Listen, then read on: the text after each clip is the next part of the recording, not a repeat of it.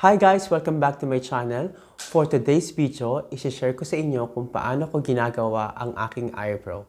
Samahan niyo ako guys in 3, 2, 1. Ito ang ating mga kakailanganin sa paglalagay ng eyebrow, eyeshadow, brush, eyebrow liner, at cotton buds.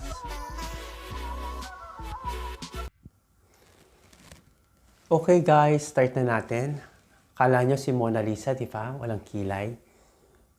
Manipis talaga ang kilay ko. Kaya pag ako lumalabas talaga, kailangan naka-eyebrow ako. Kasi mukhang matanda kapag wala kang eyebrow. Kaya try nating ma-achieve ang makapal na eyebrow. Start natin gamitin ang eyebrow pencil. Eyebrow pencil, mag-outline muna tayo. Okay.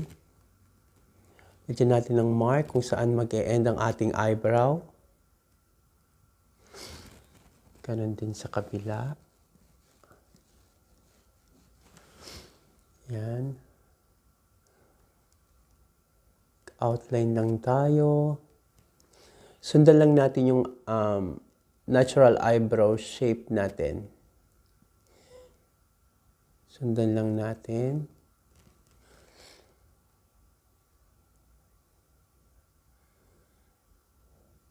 Ayan, mag-outline lang tayo.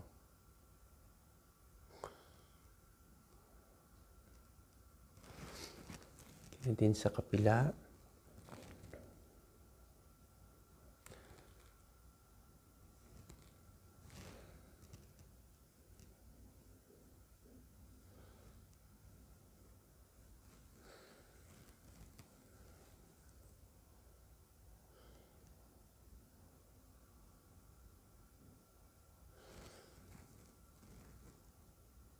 Yan.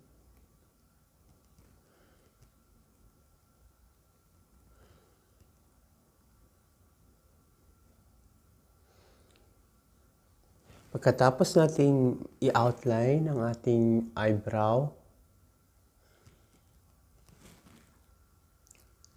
i-fill naman natin siya gamit ang eyeshadow. Eyeshadow ang aking ginagamit na pang-fill. Okay? Gamitan natin siya ng brush. Okay? At i-fill natin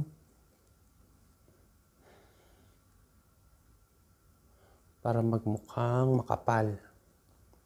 Sa banda dito, sa may bandang simula ng iyong kilay, huwag niyong lalagyan ng masyadong maraming product kasi medyo masagwa siyang tingnan.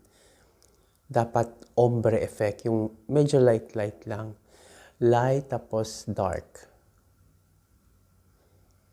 Yan. Di ba? Ganito palang maging beauty blogger.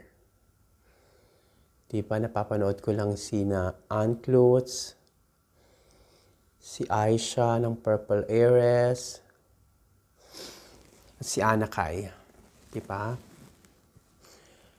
Medyo mahirap pala pag hindi ka pasanay. Ayan, lagyan natin ng eyeshadow.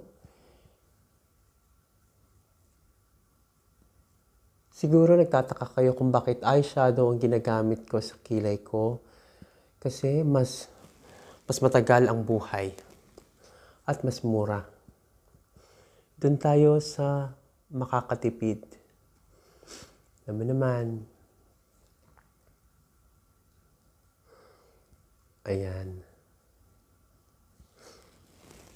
Tigtagan pa natin. Para magkaroon tayo ng fuller eyebrow.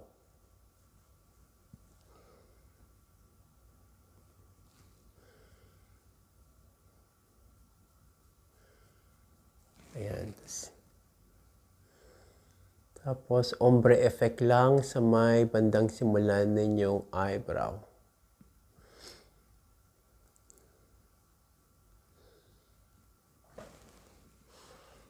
Diba? Ganda. Sino mag-aakalang wala akong eyebrow? Diba? Ayan. Tapos, linisin lang natin siya ng cotton buds. Dadaanan lang natin, shape-an lang natin. Para yung mga lampas matanggal. Ayan. Ayan.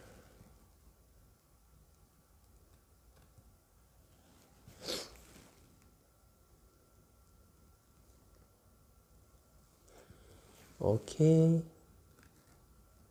Okay. At iyan ang finished product, aking eyebrow. Okay? Diba?